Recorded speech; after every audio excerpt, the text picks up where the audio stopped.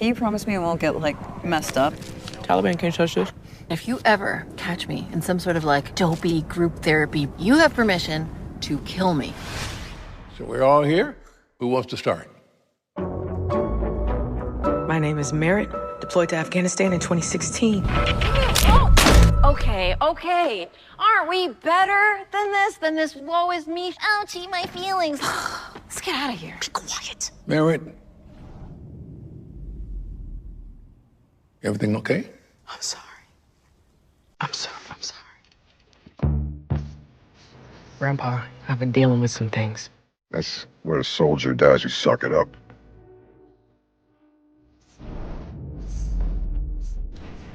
First platoon said there's a sniper out there.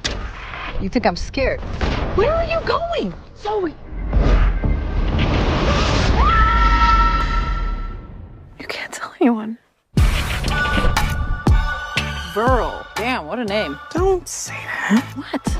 I can joke about the dead. These are my people. Hey. I didn't think, have you ever played Buck Hunter? No.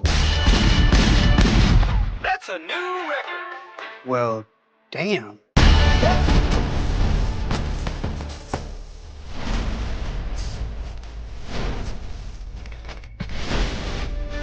You think I'm crazy? Your mother thinks I'm crazy. But as long as you're under my roof, paper goes in goddamn six. I would think seriously about what living in the past is worth.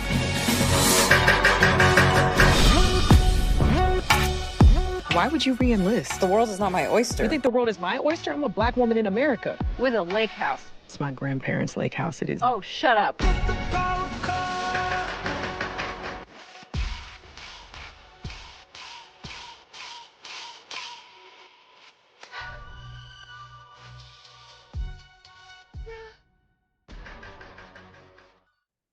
Hi everyone, welcome to this new episode of Carolyn Talks. This is the YouTube channel / podcast where I, your host, Carolyn Hayes, film culture critic and journalist, speak to film creatives around the world about their work, the industry, and what inspires them. And today I'm very happy to be joined by filmmaker Kyle Hausmann-Stokes to talk about my dead friend Zoe. I was gonna say my dead best friend, but that's not the actual that too. title. It works too. Yeah. It kind of works, right? And this film actually premiered at Sundance last year, and I was actually I really wanted to see it while I was there because I was in Utah, and as I'm a huge fan of Sonequa Martin Green, but I didn't get a chance to see it. So I was South by. We premiered at South by Southwest. It was South by Southwest. Because it was Sundance and South by Southwest, and I covered South by Southwest as well, but that was virtually. And I didn't get to see it last year, so I was like, let me try to get it this year. So I'm very happy to be able to talk to Kyle about it. But first of all, Kyle, we're going to talk about the film, but I just want to talk a bit about your work as a filmmaker first, because you are an Army veteran. You served in Iraq. I read your bio. So you served in Iraq for 6 years, and then you transitioned to filmmaking. And I saw you've done a few short films. You've done short films with regards to raising awareness about the use of guns and high-powered rifles in America due to the mass number of mass shootings in American schools. But also you've done a series about food and using the prepackaged food for about how people who are enlisted usually have to get inventive in the ways they repurpose the food. So talk to me about transitioning from being in the Army to transitioning and saying, I'm going to go become a filmmaker, and how you wanted to make your films about using it to bring awareness to basically the struggles of being in the Army. Yeah. Well, for me, the Army wasn't, yes, we do. It's a hard job, especially when you're at war, but I don't look at it as a struggle. I think it's one of the best decisions I ever made. It made me who I am. It's the best friends of my whole life came from there. It was a positive experience. But I was a filmmaker before I joined the Army. I was a filmmaker since I was a little kid. Maybe I didn't know what I was doing. But I made skate videos with my friends. I did all the video production classes you could in high school. And then while I was in the military, I was a paratrooper in the infantry, which has nothing to do with cameras or filmmaking, but I would film secretly the things that we would do, our training missions, and I would edit them together in my barracks room to these silly music videos, and then put them on VHS tape, and send them out to people. And so I guess I've always been a filmmaker. And I have I can tell you, or we can get into it, but I have a kind of a crazy story of a colonel, my commanding officer, who actually found out about my films, and he set me on a path to where I am today. But yeah, this has been in my kind of DNA, from the get. What is it? I am always fascinated about what is it about filmmaking that attracts filmmakers. Like for each person is something different.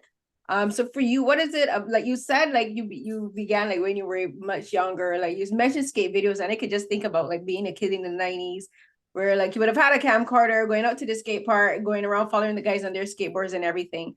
And that kind of makes sense because I think it was a really big thing in the 90s where people were, well, in Barbados it wasn't the same because we didn't have access to like camcorders and stuff, but watching like a lot of films and shows, you know, like the Wonder Years and that kind of stuff, like grew. And you know, like for a lot of Americans, like using camcorders was a really I think pivotal way of documenting history in that time in the 90s and the early 2000s. So talk about that, you know, because I kind of see it in the way how the film is edited actually, because it is kind of cut like in particular shots. So a lot of them are tracking shots following Merit, played by Sonequa, running, and then there's like a lot of little shots of her coming from the ground up. And if you watch like a lot of skate films and skate culture films, a lot of them are focused on the ground because you got to focus on the skateboard. Yeah, so I never thought about that. That's a deep cut. Maybe these are the invisible forces that are still with me. But I mean, I guess maybe to answer your first question, like what is it about filmmaking in general? I mean,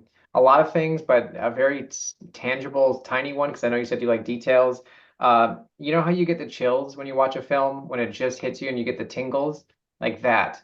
That is to me, I feel like that's the closest thing we have to magic, you know, and sometimes it happens in real life. Sometimes it happens from music, you know, but like in film specifically, especially when you're in a theater, you're really immersed and something happens and you're with that character and something pays off. You know, and like, isn't that crazy that we're just animals? We're really just animals that have come up with this technology, this thing, and we just like tell each other stories. No other animal does that on this planet, not really, but we do this for each other. And then it literally has a visceral reaction on your body and your emotions. And like, that's crazy, right? It's witchcraft. I love it. So I think that happens to me. I'm such a fan of film and TV, and so to be able to try to do that, to try to create that, I don't know, maybe it's just paying homage to that thing that I love, or that feeling that I'm always like seeking and trying to give that to other people. No, I get it, because I always consider filmmaking magic, because I am just enthralled at the idea of to me, there's one thing of having the vision of it and idea of just a thing and forming it into clay, you know, being a woodworker and just digging out through woodworking, you know, and writing a story. But I think there's a whole, like, filmmaking is the encapsulation of all of the forms of art that we as human beings use. You know, there's architecture, there's sculpting, there's painting, there's costume designing, you know, there's even, like, I would even say topiary, because like there's way people use plants and stuff, you know, like set design and all these things come together. Every art form that we as human beings are capable of comes together in the making of a film. So I always see filmmaking as like just magic. You know, we form an entire universe, a world from an idea, from a thought, and expand it out for everyone to be able to see. So I totally understand what you mean. I can't do it, but I appreciate it. Well, you're part of the process. Like, it doesn't, we don't make these films for ourselves. We make it to share. So yeah, we need people to help share and love them and help and talk about them. So thank you.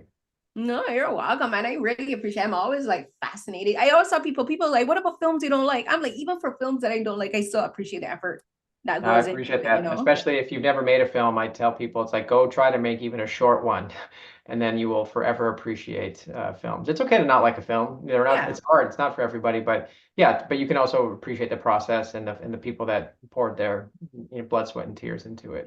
Yeah, especially for, I also tell people, like, it's not even sometimes for me, it's not even about the directors, it's about the crew. You know, the people behind the people behind the lens who really put their foot into making the story. I also tell people, even the craft services person is very important. You know, the PAs, everyone is important. And in talking about the PAs and craft services and talking about skateboarding, so for this film, my dead friend Zoe, again, looking at your IMDb, so this is based on a short film called Merit and Zoe. So it's named after the two main characters. So I always say sometimes that for some filmmakers, like short films are sometimes considered a proof of concept, and I wanted to actually ask you not only about coming up with a story, about transitioning from a short to a feature film, because I also interview like a lot of filmmakers who make short films. So I'm always fascinated about the process of making a short film, because a short film is a concise but complete story, where like you got to tell a whole story in like a much hard. Yeah. In some ways it's harder. Actually, the short film is derivative of the feature in a way. Obviously, I made this feature second, but the short film was 100% a proof of concept. It was a sales tool. It was a pitch tool. And I've been percolating on this story for 20 years, since this kind of fateful day in the military that my colonel believed in me and set me on this path. But then specifically during COVID is when I finally had the courage to tell my own story, because I've dedicated my career to telling other veterans' stories, and that's been helpful. But when I finally set to do my own, I was locked in a room just like we all were.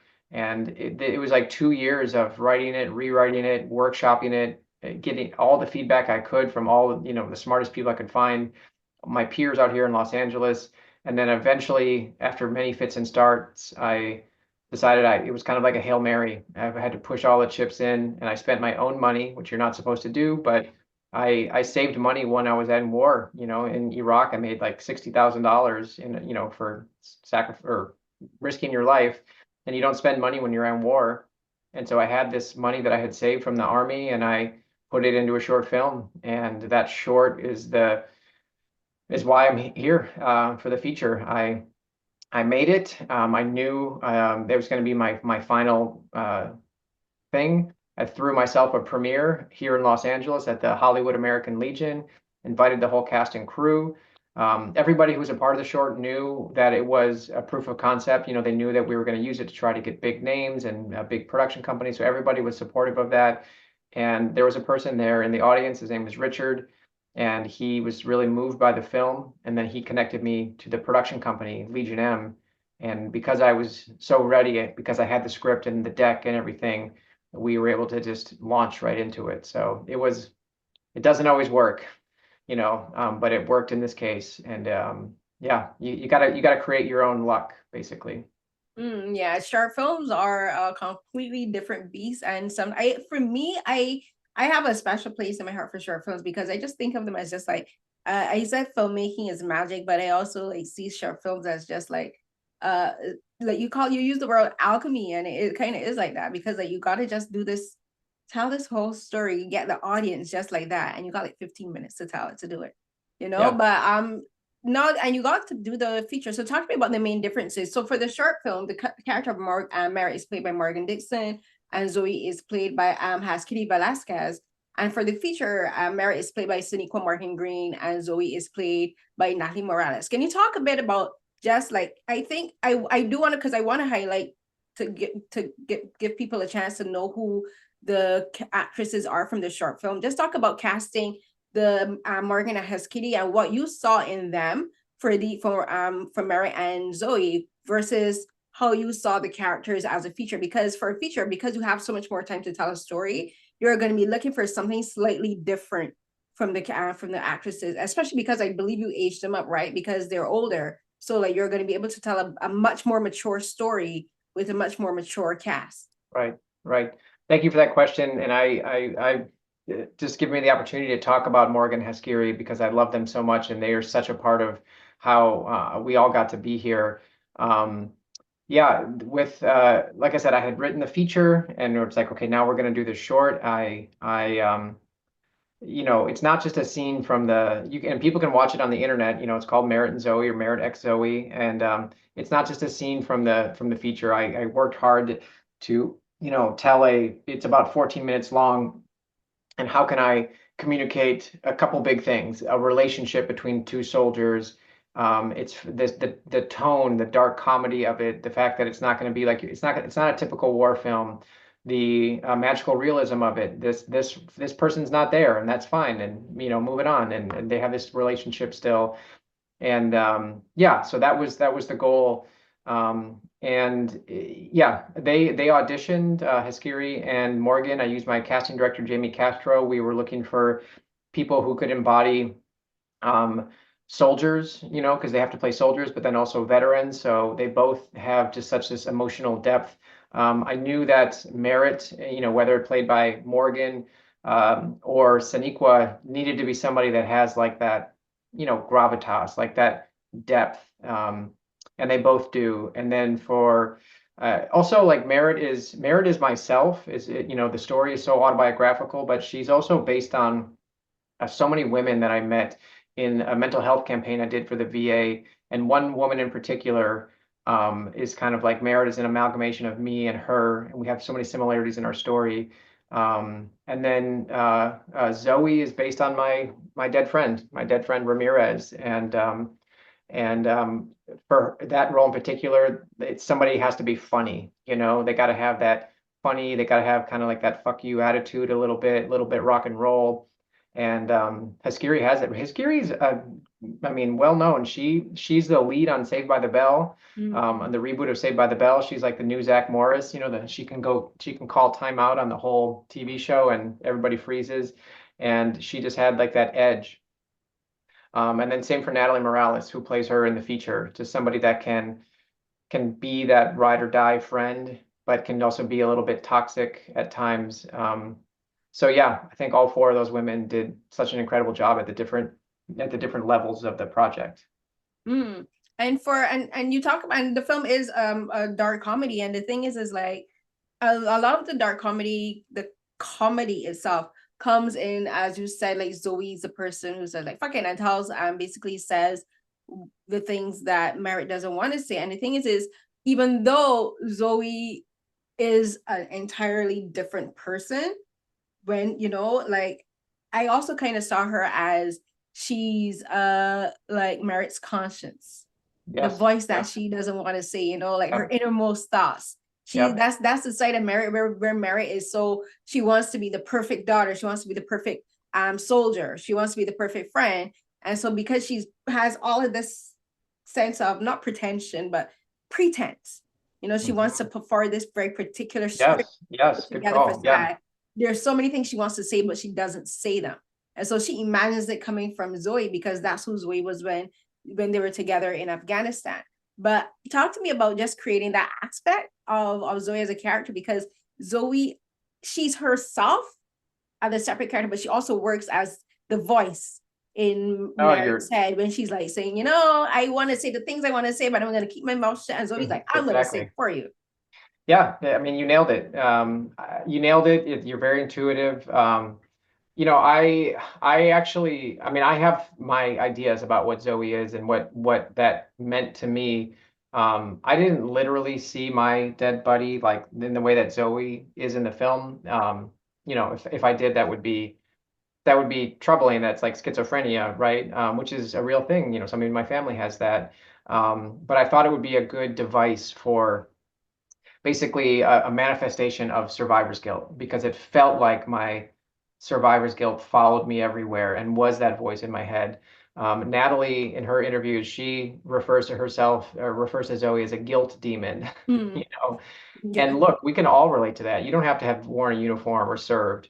We all miss people. We all have suffered loss. We all feel guilty and shitty about some things, and it is that little voice in your head. And yeah, what if it was outside your head and following you around, and it's something that only you could hear that no one else could? And I just thought that'd be a good thing for a movie, because movies are they have to be entertaining too. As veterans, I always like to say that we don't get nice things when it comes to films. We get tropes, we get pigeonholed. I think anybody that comes from minority group, whatever minority group you come from, and then you just see how you're represented in film and TV, and you're just like, you roll your eyes. And so I wanted to take the opportunity to like tell a veteran story, but then also like Merit is not always freaking out from her PTSD. There's the fireworks scene. There's something else going on in that moment, but she's not worried about the fireworks. That's what it's like for me. Other veterans can't stand fireworks. Like there are people that can't stand fireworks, you know? So I really wanted to just add nuance and then just be super grounded about the guilt demon of it all. Yeah. And I don't she's like Zoe's a guilt demon, and she's also like Maris's conscience, but I also see her as a symbol of depression and anxiety. So the other thing about this film, one of the reasons I really wanted to talk to you about this is because, like, as you said, like, everyone has suffered from loss, everyone suffers from guilt, and but I think there's also for the people who do suffer from depression and anxiety, and I have clinical depression, you know, I have anxiety, and I also have cognitive impairment. So I also have short-term and long-term memory loss. And so like there's Zoe is that, Merit is that, but then also I want to talk about the granddad played by Ed Harris. So he's suffering from memory loss. He's getting older, but he's also a veteran. But I want to talk about how his memory loss is coming out in frustration and anger. Because the thing is like, he and Merit are the same, but they don't say it. Not, and it has nothing to do with them serving, but like, as I said, like I saw Zoe as like the voice in her head that she doesn't want to acknowledge of the things she wants to say. But then there's a moment when she like kind of like freaks out because like she loses track of time. I get that. I lose track of time. My son is when I come back, I'm very disoriented. I'm very agitated, and our son is I'm very afraid. And so Merit has that, but then so does her grandfather Dale. So talk to me about that, because I think that's something very important for a lot of people to realize that people who do have like cognitive conditions are the way they manifest and the way they make us feel isn't something that we want to feel. We don't like to be agitated. We don't want to feel agitated. We don't want to be lost. We don't want to be confused. And the way how our bodies just react is an instinctual fight or flight or freeze emotion. So talk a bit about that. Yeah, I mean, the character that Ed Harris plays, the character's name is Dale, is based on my grandfather, 100%. I mean, I say that this film is 93% autobiographical. Almost everything in the film is true, happened to me, real people, and so that's the relationship that I had with my grandfather. And you know, this is not necessarily what we're talking about in this moment, but the relationship between an Afghanistan veteran and a Vietnam veteran. That's what it was like for me and my grandpa, and our difference of opinion on mental health. And is PTSD even a real thing? You know, generationally, we have different thoughts, but my grandfather was going through this, suffering from cognitive decline. And so many people can relate to that, especially when we have our loved ones who are getting older. And guess what? It is a part of aging. Part of living is your body slowly breaks down at a certain point, little by little. It's not all at once. And is it enough that they can't be on their own? It's hard to say, you know, and we in my family had a lot of discussions about that. My grandpa, of course we want him to live at the lake. He loves his birds. He loves the lake and the outdoors. He's a farmer.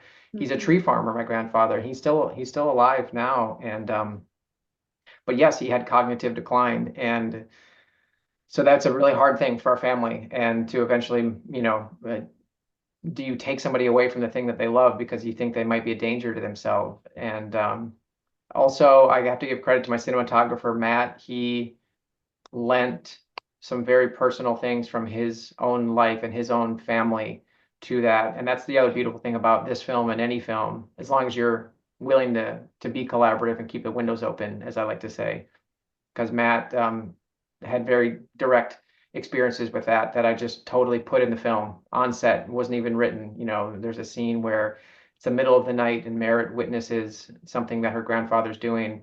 That's Matt's story, that we just did that, you know. So yeah, I don't know. I wanted to tell a story that wasn't just about one thing, because life isn't about one thing. And also we veterans, we happen to have served in the military, but we're also just people going through stuff. So I wanted to tell a story that's about a friendship, and it's also about family and all of the stuff that comes with it. Yeah, no, I was like, humans are extremely complex and complicated beings. We are not just one thing. And sometimes the way we react to, sometimes even though there might be one defining aspect of our life, like for instance, the characters like is serving in the armed forces, but that's not who everything that they are, because like that may be just one thing they have in common, but they each have their own struggles, like, you know, expanding from that, but also from life. You know, because like life itself is just so much, you know, it's so many things to contend with. And like, sometimes it's just like, you like, what do I do? How do I handle this thing? You know, like for Merit, she and her mom are kind of at odds. You know, like she's Yes.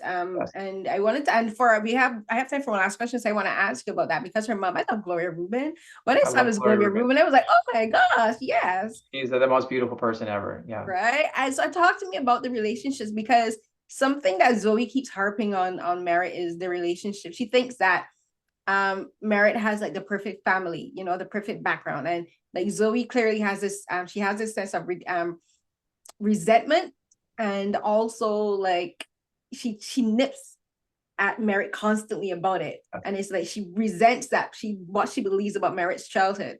But then you get the sense once Merit starts talking to her mom, like they don't have the perfect relationship. No. They don't get along with everything, you know, like like they have their own struggles. So talk to me about that part of the film and the relationship that Merit has with her mom.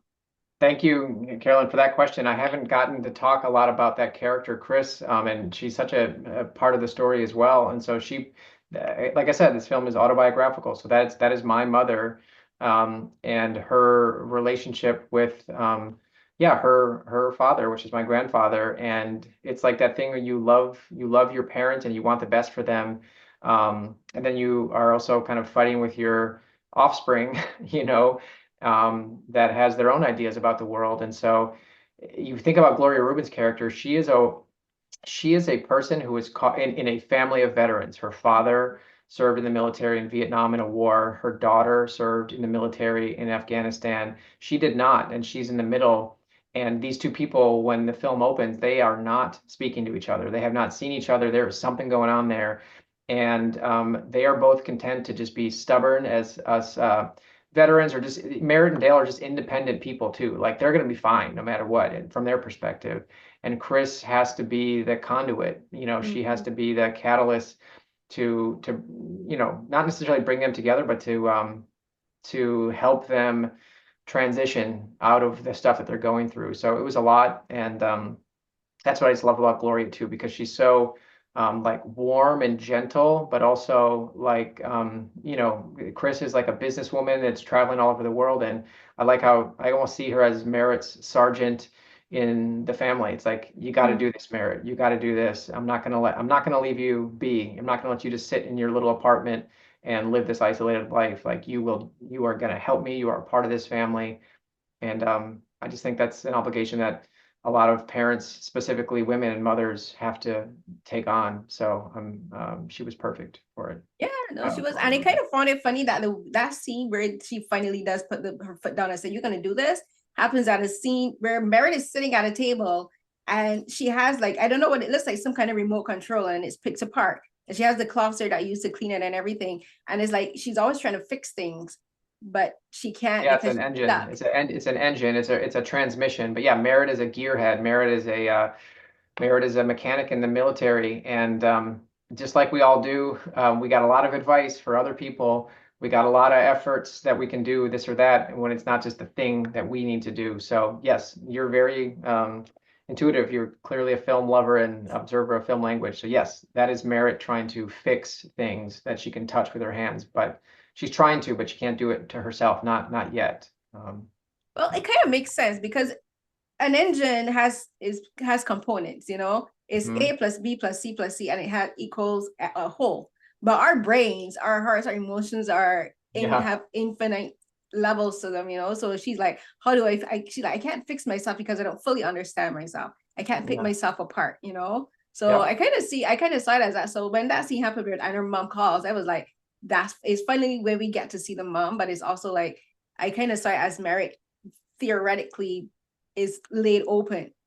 All of her parts are bare and exposed, but she's like, beautiful. That's beautiful, Carolyn. I love that. I'm gonna have to, yeah, you're right. She is laid open right there on the table. And yeah, of course, Zoe, her conscience and her guilt wants nothing to do with that. She would love to drink margaritas at 11 a.m. and watch MASH, you know, and that's also what our emotions are great at. They are great at keeping us in our pain. And the way that I think about it also is pain, if you think about everything as being alive, as being conscious, like a bacteria or a virus, for example, like it's not inherently evil. Like a virus is just trying to live. Bacteria is just trying to live. You know what I'm saying? Fire is just trying to live. Like these are just forces of in our world, in our universe, and that's the same as guilt and pain. And so if your guilt and pain was manifested into a thing, it wouldn't want to go away. It wouldn't want to go to talk therapy. It wouldn't want you to heal. And so I just thought that was like a really interesting aspect to explore. Yeah, no, for sure. I really love like some of the details in this film. And I wish we had more time, but we don't because we have a very busy day. But I appreciate the time you've given me and for talking with me. So congratulations to you and the cast and crew and everyone on the film. Yay. Thank you, Carolyn. I'm going to say to you and to your listeners too, like this is an independent film, 100%, no studio, no streamer. We raise the money through Legion M, which is this amazing grassroots film lover company. And we just need people's help to see it in theaters. So hopefully people will see this movie in theaters February 28th. If you wait until streaming, you're giving your money to the corporate overlords. Like we filmmakers, we artists, like it only works if people see it opening weekend. So hopefully people will do that and send a message to Hollywood that these are the kind of movies we want to see. I hope so too. Me and the streamers don't even start me. But yes. But thank you. Bye. Have a good day, Kyle. Thank you, Carolyn. Thanks. Bye.